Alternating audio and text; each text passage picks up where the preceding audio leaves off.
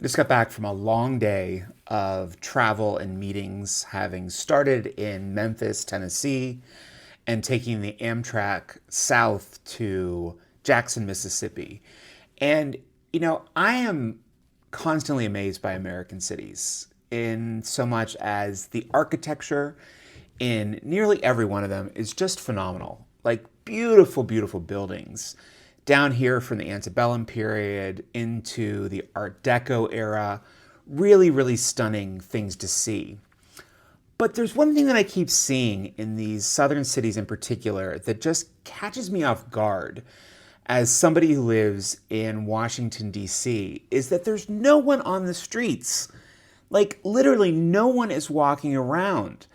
And just a little bit ago, I finished a phenomenal meal at the Mayflower Cafe, which is a historic restaurant here in Jackson, having the most amazing gumbo and quite possibly the best onion rings I've ever had in my life.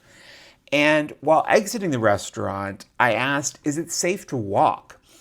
Now, I'm sure that came off as a bit offensive, and apologies to the owners of the restaurant and the staff for even asking that.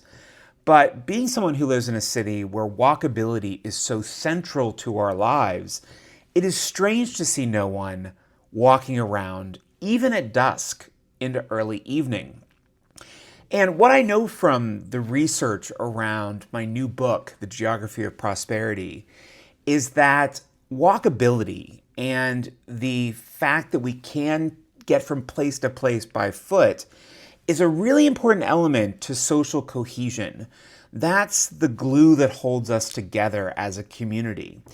And when you have a streetscape that invites people and encourages them to walk around, this creates what are known as weak ties. And those are those simple hellos as you're going down the street, ways to see your neighbor in ways that you might not from a car, which is the dominant mode of transportation in just about every city, but it seems very pronounced here in the South, where there have been far fewer investments in things like public transportation over the years.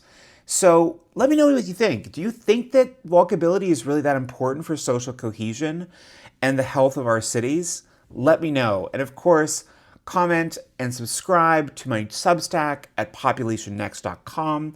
That's where I'll give you deeper dives into the future of people in place and, of course, my journey writing this book.